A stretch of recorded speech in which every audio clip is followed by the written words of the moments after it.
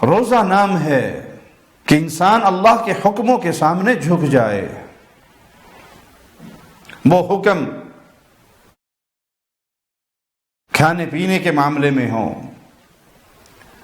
اپنی خواہشات پوری کرنے کے معاملے میں ہوں، اپنے اعضاء کو اللہ کا تابع بنا لے. یہ تقویٰ ہے اور یہی روزے کا مقصد ہے.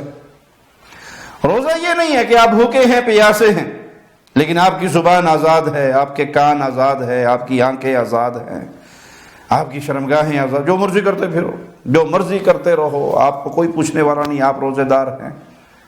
یہ روزہ نہیں کہلاتا. نبی کریم صلی اللہ علیہ وسلم کا فرمان ہے الصیام جنہ، روزے تو ڈھال ہیں. یہ روزے ڈھال ہیں. انسان گناہوں سے ایسے بچ جاتا ہے جیسے انسان ڈھال کے پیچھے بچ جاتا ہے، اپنے آپ کو اللہ کا فرمانبردار اور مطیع کر لیتا ہے. وَإِذَا كَانَ أَحَدُكُمْ صَائِمًا فَلَا يَرْفُثْ وَلَا يَجْهَلْ، جب تم میں سے کسی کا روزہ ہو تو وہ بے حیائی کا کلام نہ کرے، بے حیائی کی باتیں اور وہ اعمال نہ کرے، اور نہ ہی جہالت پر مبنی اعمال کرے. نہ تو جاہل والا اس کا حال ہو اور نہ ہی حیا باختہ ہو، بلکہ وہ روزے دار ہے. اسے تو شریعت نے یہاں تک تعلیم دی کہ اگر تجھ سے کوئی لڑائی کرے، تجھے کوئی گالیاں دے، تجھے کوئی مارے، مار پیٹ کرے، گالی گلوچ کرے، بدتمیزی کرے، دست درازی کرے، تو اس کو جواب میں کہو فَلْيَقُلْ إِنِّي صَائِمٌ، میں تو روزے سے ہوں، انی صائم، میں روزے دار ہوں.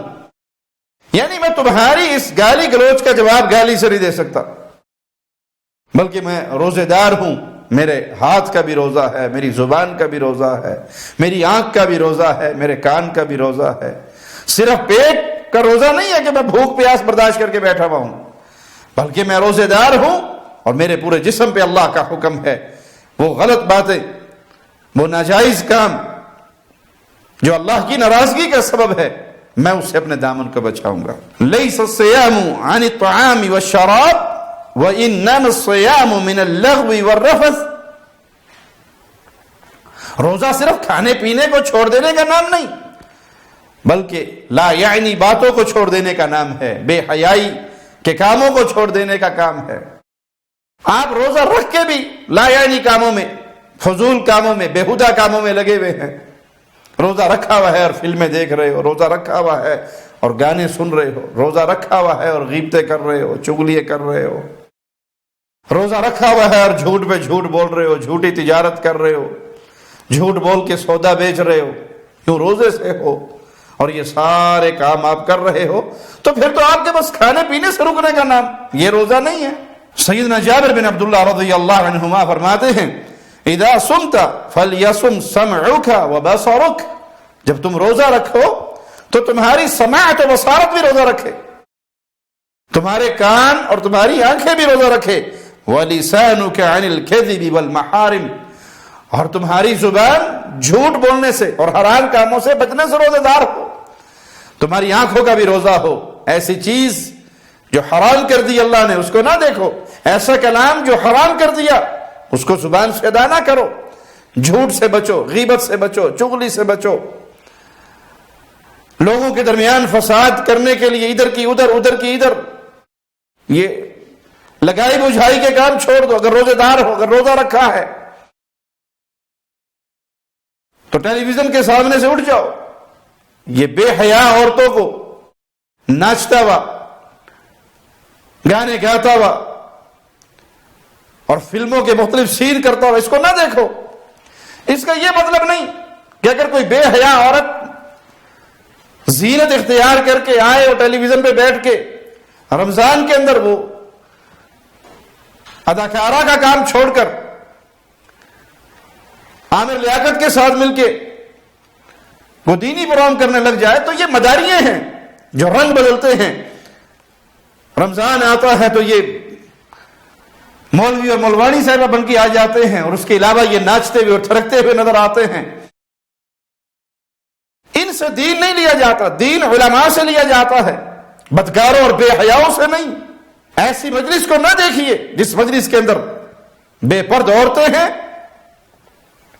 یا وہ لوگ دین سکھانے کے لیے ممبر سنبھال کے بیٹھے ہیں جو ہر رنگ میں رنگے جاتے ہیں.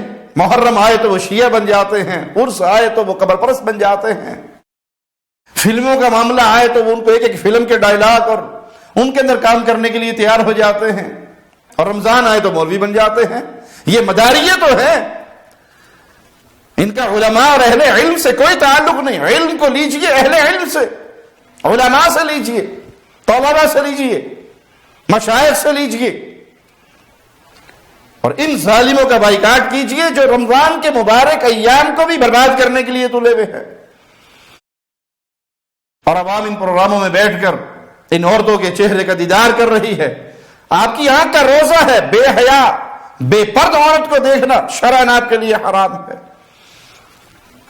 آپ کے کان کا روزہ ہے، آپ کی آنکھ کا روزہ ہے، آپ کی زبان کا روزہ ہے ہر حرام کام سے. صحابی رسول بڑی پیاری نصیحت کرتے ہیں امت محمدیہ کو، وَلَا تَجْعَلْ يَوْمَ صَوْمِكَ وَيَوْمَ فِطْرِكَ سَوَاءً. روزے والا دن اور ایک عام دن ان کو برابر نہ بناؤ، کوئی فرق ہونا چاہیے. آج میرا روزہ ہے، آج میرا روزہ ہے، میں قرآن پڑھتا ہوا نظر آؤں، میں ذکر کرتا ہوا نظر آؤں، میں ماں باپ کی خدمت کرتا ہوا نظر آؤں، میں صلہ رحمی کرتا ہوا نظر آؤں، میں پڑوسیوں کی مدد کرتا ہوا نظر آؤں، میں کسی غریب یتیم بیوہ کا سہارا بنتا ہوا نظر آؤں، میں معاشرے کے اندر کسی مسلمان کے غم اور دکھ میں ہاتھ بٹاتا ہوا نظر آؤں، میں نمازیں پڑھتا ہوا نظر آؤں، میں بے حیائی کے کاموں سے دور رہوں. عام دنوں کے اندر بھی یہ کام میں ضرور کروں، لیکن جس دن روزہ ہو اس دن تو خاص یہ حکم ہے کہ میں اس دن اللہ کی نافرمانی والا کوئی کام نہ کروں، بلکہ پورا دن اللہ کی فرمانبرداری میں گزاروں. اور جو یہ درس روزہ رکھ کے مجھے ملے گا اللہ کی فرمانبرداری کا، اس کو میں باقی زندگی میں اپلائی کروں کہ میں نے کبھی کسی کو گالی نہیں دینی، کبھی کسی کی غیبت نہیں کرنی، کبھی کسی کی چغلی نہیں کرنی، کبھی کسی مسلمان کو اپنی زبان اور ہاتھ سے غم اور دکھ نہیں دینا. مسلمان کو خوشی دینا ثواب ہے، بہت بڑی نیکی ہے. کسی مسلمان کے دل کو خوش کر دو، کسی کا قرضہ ہے تو ادا کر دو، کوئی بیمار ہے تو اسے دوائی لا دو، کوئی بھوکا پیاسا ہے تو اسے کھانا کھلا دو. اللہ کے ہاں یہ بہت بڑی نیکی ہے کہ آپ نے کسی مسلمان کے دل کو خوش کیا. تو بھائی جہاں اللہ کے ہاں مسلمان کے دل کو خوش کرنا بہت بڑی نیکی ہے، تو ناجائز کسی کو غم اور دکھ دینا، پریشان کرنا، یہ کیا ہوگا؟ یہ اللہ کی ناراضگی کا ذریعہ نہیں ہوگا. تو اپنے روزے والے دن اور عام دن کو ایک جیسے نہ سمجھو کہ رمضان آیا اور گزرا، جیسے میرا پہلے مہینہ گزر رہا تھا یا جیسے رمضان کے بعد گزرے گا ویسے ہی میں رمضان بھی گزار دوں. یہ موسم ہے نیکیوں کا، اس موسم کے اندر کمائی کر لیں، خیر و برکات اکٹھی کر لیں، آخرت کا توشہ اکٹھا کر لیں. پتہ نہیں کہ اگلا رمضان آپ کو نصیب ہو یا نہ ہو. اپنے عزیزوں میں، رشتہ داروں میں، پڑوسیوں میں نظر دوڑائیں، کتنے وہ مسلمان ہیں جو اس رمضان سے پہلے مٹی کے اندر جا کے سو گئے.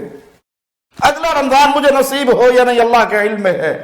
اس لیے میں اپنے ایک ایک لمحے کو کیش کروں اور ایک ایک لمحے سے فائدہ اٹھاؤں.